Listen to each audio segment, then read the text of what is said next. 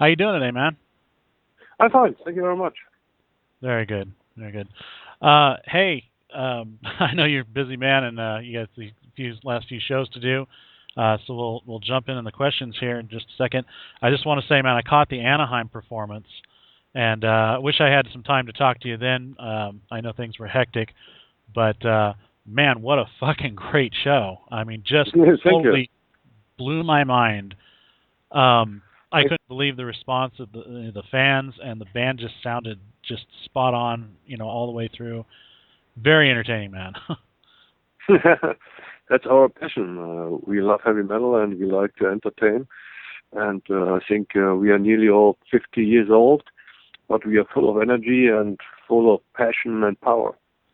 And that's an interesting thing to say, because I see a lot of the younger bands out there, and I think you can run circles around them with the energy you guys were putting forth that night. That was impressive, very impressive. Um, I'm gonna say this just out front here. It's like, what took you so damn long to tour the U.S.? I mean, come on. Yeah, at first, normally you have to find a proper promoter who gives you some money, because touring in the U.S. is not really cheap. Mm-hmm. And but we never had the opportunity. We only played 2 shows in the past here in the U.S. And now we got the chance to do this with Blind Guardian. That in our mind it makes sense to make this tour. Yeah, and it was a big tour and a long tour, 5 weeks in a row. And and we enjoyed every minute of this. Right, yeah. I mean, 30 years. I mean, I can't believe you guys couldn't find somebody sooner than that. But hey, I'm grateful for what we got. I was actually, turned on to you by one friend, and who's listened to you for many years, and was an old fan from the 80s, and so I got into the band. And then more recently, my friend Veronica Freeman, she guest vocaled with you at one point, and then her husband just speaks nothing of awesomeness about you, Irfan Burke. And so he's like, you've got to go see them. I've been waiting for this my whole life. You got to go see them live. So I went and checked it out, and yeah, totally blown away, man. I'm guessing, at least I'm hoping, by the response that the fans gave, at least at this show, that you guys won't stay away too long, and you'll be back soon. Yeah, I hope so. We are in discussion at the moment about perhaps a tour next year again, but we will see what happened. And we waited so long, and I think we did our best on this tour to show the people what Gravedigger is standing for true metal from Germany and high explosive energy show. Yeah, and I think we made a good base now here in the U.S., and perhaps we can do something up on this. Mm-hmm. Yeah, definitely. Now, the tour here has been doing well, but right now there's a lot of question about tours in light of what happened in Paris. A lot of bands are canceling their tours, but you guys stayed on the road. Of course, you're here in the U.S. I mean, do you have fears of going and touring back over in Europe or anywhere for that matter? No, we have also already booked a couple of shows in Germany between Christmas and New Year's Eve, and also we play Russia and Italy next year.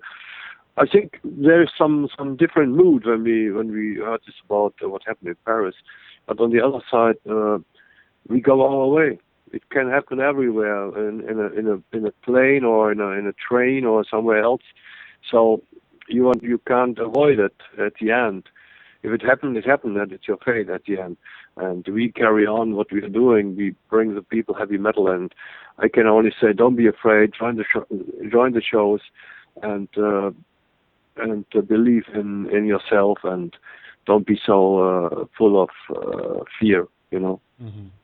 Now, what are your thoughts about the attacks itself? I mean, them lashing out against musicians, and of course, after the tragedy in Paris, they were burning instruments and sending videos out, and they've actually put bands on their watch list, I guess now, that they're planning on trying to attack at some point down the road. It's not just isolated to be it Christians or Jews or whatever it is, and the religious type stuff. Now they're attacking music and bands. I mean, and pretty much anything that's Western, I guess. But what are your thoughts on that?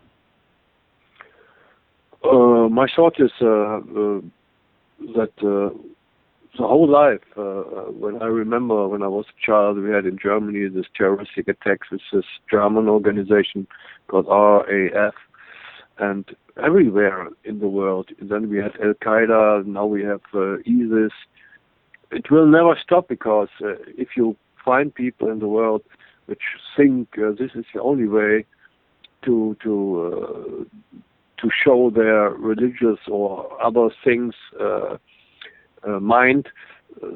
So it's difficult because I think they are fuckers that do that. They have nothing to do with religion or other political things. I have this in my mind that I'm not in fear when I'm going on stage every night or joining a train or something, going on a plane. Mm-hmm. I don't want to show these people fear. That is what they want, and in my head, I don't want to show these fuckers my fear or anything else. I live my life, and they can't destroy it. Right, right. No, I totally agree with that. Obviously, a lot of people look at, there's a lot of, judgmentalism and, because of, where people are coming from in the world. Obviously, the Syrian refugees that are doing this mass exodus and going to other countries, and I got to thinking about how people will judge a particular group of people, like as a whole, based on the actions of a few. And I understand the concerns that people have, but and I would think that a band, such as yourselves from Germany, who have that history with Germany, during World War II, the Nazis and the whole thing. I mean, there was a lot of people that probably, maybe even still today, look at Germans and question and wonder, what, whether or not there's still ties to that, and I mean, I don't know if you've ever faced anything like that, or people that have faced things like that, to be judged by something that you weren't ever even a part of in today's age. Thoughts on that? I think that especially the metal community is much stronger than this fuckers from kind of terrorists, So I think at the end the big metal community in the world will survive. And I don't know if it was a special in Paris. It was a special against this metal community. I think it was only they choose a concert anyway, which kind of music it was. I don't believe that it was a special attack against heavy metal shows. Right, right. No, I don't think it was specific either. I'm just saying that, apart from the music, being German, you have ties, or you don't have ties. You're German because you were born German. You're from Germany. But people, would look at the German people and wonder if there's still ties to like Nazi Germany and stuff like that. The same way that the Japanese, during World War II, Americans, did these outrageous things of putting them into camps and stuff like that because they were so afraid, and which I think was just crap, that they did that. But even after, it's like there's this I don't know, bigotry, I guess you could say, racism, whatever it might be, fear of the unknown. And I'm wondering, a lot of, now we have a lot of Muslims that are going into other countries, and people are trying to outlaw, are saying against all Muslims, and others are saying it's not all Muslims, it's just a few, and so there's a lot of criticisms. I just thought maybe you could relate in some way as far as that went. Ooh. Too much for your brain? I think. Well, I think at the end we should talk about music, not about these political things. That is something that what they like to do. That people are speaking about that. But for me, to speak about music, it's much more important than to speak about this terroristic attacks. Right. Nothing against you, but I want to speak about my music and what I'm doing here in the US and about my live shows and everything, my creativity. I don't want to give these people place in my interviews, too much attention for them. I think Right. to speak about music is much more important than to speak about this terroristic attacks. Okay. Well, I mean, I get that, and looking at your music, I mean, there's been a lot of things throughout history that you guys have touched on. So this is make history in the making. So maybe you'll do an album on this somewhere down the line. No, definitely not. I see Gravedigger. I see Gravedigger more as for me, Gravedigger is an entertainment. I Yeah. want to make people happy, and I want to bring people, a good evening, drinking beer, screaming my songs, and screaming, yelling for the band. And I don't want to have this political things in my live shows or around my music. I think people, if they read something in the newspaper or watching television, they have the whole day, they got this information about political things in the world. The world is bad, everything is shit. But I want to give the people a good movement and a good mood in my shows, and when they're listening to my CDs and watching my DVDs or something. I think life is too short to handle about all this shit what is beside your normal life. Right. No, I totally agree. And metal's always kind of been that. I mean, I know there's political awareness within certain metal groups, but traditionally, I think metal has always been an escape from the world, so that we don't have to think about that. And I appreciate that. I definitely do. And I don't want to, try and get you to go more political. I like what you're saying. I totally dig it, and I agree with it. I know that things in the world affect us, and yeah, metal's definitely an escape, and I'm all for the drinking part and just listening to some good Yeah. metal and enjoying life. Yeah, at the end, I don't think that if people pay us $30 for a ticket, I should be on stage and say, "Hey, look to the world! It's shitty. Everything shit. Terroristic attack everywhere." And that I have on the whole day in the media. I don't want to present that to the people in my shows or on my records. Right, right, yeah, definitely. Well, we can only hope that metal will become the popular dominant force in the world and push all this Yeah. bullshit out of the way. Metal is a dominated force in the world. If I see how many people come to the shows now, we played in front of nearly 20,000 people until today. So there is a strong community also in the US what belongs to heavy metal. Right. And that is much more important for me than the shit what happened in the world. True, true. Now, were you surprised to see the amount of fans that you had here in the U.S.? Yeah, I think that Blind Guardian have a really strong fan base here in the U.S. and we had the chance to get them for Gravedigger as well, and I think we made a good job. And now much more people know who Gravedigger are, and I think that is more important to us to be here in the States to show the people what we are doing, and that is the most important thing. Mm-hmm. Definitely, definitely. Well, I took notice in the crowd, and I saw a lot of Gravedigger shirts out there, and there was a lot of people that knew the words to the songs that were singing along. So you're doing something right. Yeah, I hope so. So your last full-length studio album, of original material, like newer material, came out in 2014, Return of the Reaper, correct? Mm-hmm. Which was a fantastic album. I mean, just have to say that. Of course, Season of the Witch is like my favorite track on there. I love that one. When are you planning on doing the next album? I mean, is there thoughts on that? Now in the US, in a couple of days, we will finish here, fly home. Then we take a rest, and then we do the live shows between Christmas and New Year's Eve. And I think we start writing the songs from February.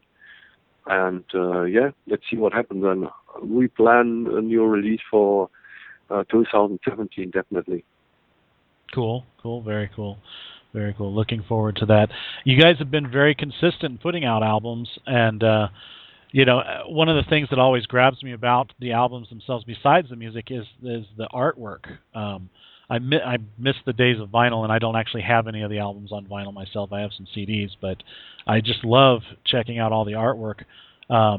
that you guys do you guys put a lot of thought into, what you're going to have, what the concepts that you're going to have on the album? Do you just let somebody else do it themselves, or do you kind of coach them on what you want, or? We have a good artist in Hungary, and he doing now the CD artwork for us since last summer. And normally I have an idea and I send it to him, and then we coach each other in the idea until the end of the finished artwork. And it's a good combination between the artist in Hungary and my ideas. Mm-hmm. Very cool. Well, keep it up, man. I'd like to see some big giant posters or wall banners or something like that we can buy and hang those up, because that's just screams metal at you every time you see an album cover of Gravedigger. Just fantastic stuff there. Thank you. So, being that you are pretty much I think you're the only original guy in the band now, right? You started the whole thing back in the early '80s. What's been the biggest change that you've seen personally, and for the band as a whole, but are the biggest obstacles that you've had to overcome as far as the way the world's going, the music world? What's been the change, that sticks out to you the most since the band's inception? I think with every guitar player change, we have made a different step forward. Or I think that were the biggest changes in the history of Gravedigger. And when we did the Digger album in 1987, and we made this break for a couple of years, and come back with the Reap album, it's all big changes in the history of Gravedigger. Very cool. Now, a lot of bands, their guitar player, I think guitar and vocals kind of go together, and so that kind of defines the sound of the band, and when you change a member, of course, some fans get very disappointed, depending on where the band goes. And obviously, you guys feel like you've had a step up with each change, but that's gotta never be a difficult thing, or an easy thing. It's always a difficult thing to take. Changing members, you get a formula that's working. You guys say it's changed for the better, but do you ever have I don't know how to phrase it, like worries about where the band's going to go, or if you lose a member, or if you're changing members and what's going to happen next? Is there a fear of the unknown at all? Yeah, sometimes in the history of Gravedigger, I thought I was on the wrong way, or is it right what I'm doing? But at the end, I find back to the direction of Gravedigger every time, and yeah, I think we have a good lineup since Axel's in the band now, and I think we have a couple of more records to do. We made a new record deal in the last month with Snap-on again, about 3 new records, and I think we are full of creativity, looking to the future, a very promising future for Gravedigger, and yeah, we focus on the future, not to the past. Right, very cool. Well, Chris, it's been a pleasure speaking with you. It was great just to get some insight into the band that's been around for more than 3 decades now, actually. Yeah. Wow, that's a feat right there in of itself. A career band who's still going strong and making headway and doing new things, touring the U.S. for the first time. I hope you're back many, many times, man. I'll never get tired of hearing you guys play. You guys are fantastic. Okay, thank you very much. Thank you, Have a nice man. day, yeah? You too now. Okay, bye-bye. Bye.